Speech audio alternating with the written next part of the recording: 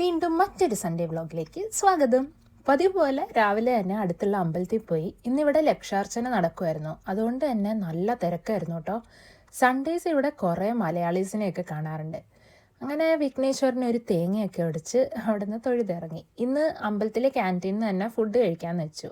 Beetroot, palak paneer, sambar, രസം, ചപ്പാത്തി, ചോറെല്ലാം ആയൊരു താലി മീൽസ് തന്നെ കിട്ടി. ദെൻ വീട്ടിൽ വന്ന് വീക്കെൻഡ് ക്ലീനിങ് ഒക്കെ കഴിഞ്ഞ് ഒരുങ്ങിയിറങ്ങി നമ്മൾ വീണ്ടും ഷോപ്പിങ്ങിന് പോവാണ്. എൻഡ് ഓഫ് ഫൈനാൻഷ്യൽ ഇയർ പ്രമാണിച്ച് ഇവിടെ നല്ല സെയിൽ നടക്കുന്നുണ്ട്. ഫോർമൽസിനൊക്കെ നല്ല ഓഫേഴ്സ് ഉള്ളതുകൊണ്ട് ഇത്തവണ അരവിക്കായിരുന്നു മെയിൻ ഷോപ്പിംഗ്. കുറച്ച് ഷർട്ട്സും ഈ ഷൂസൊക്കെ നമുക്ക് നല്ല ഡീലിൽ കിട്ടിയിട്ടോ. DFOയിൽ നിന്നാണ് നമ്മൾ ഇന്നത്തെ മെയിൻ പർച്ചേസസ് എല്ലാം ചെയ്യുന്നത്.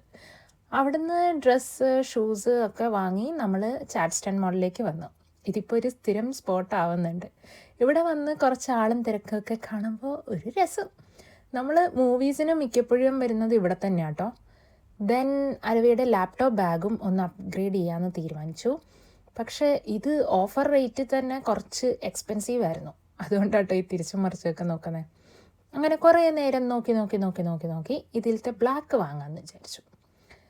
ദെൻ ഈ പെട്ടി എനിക്ക് ഭയങ്കര ഇഷ്ടമായി കേട്ടോ, എസ്പെഷ്യലി അതിൻ്റെ കളർ. പക്ഷെ വാങ്ങിയില്ല. ബില്ലിങ്ങിൻ്റെ സൈഡിൽ കണ്ടതാണ് ഈ പ്രിൻസസ് ആൻഡ് ഫ്രോഗ് മോഡൽ ഉണ്ടാക്കി വെച്ചിരിക്കുന്നത്. ബിൽഡിംഗ് ബ്ലോക്സ് ഉണ്ടാക്കിയെങ്കിലും എന്ത് പെർഫെക്റ്റ് അല്ലേ, നൈസ്. ദെൻ ഡിന്നറിനൊരു സൂഷിയും വാങ്ങി ബാക്ക് ടു ഹോം. ബൈ.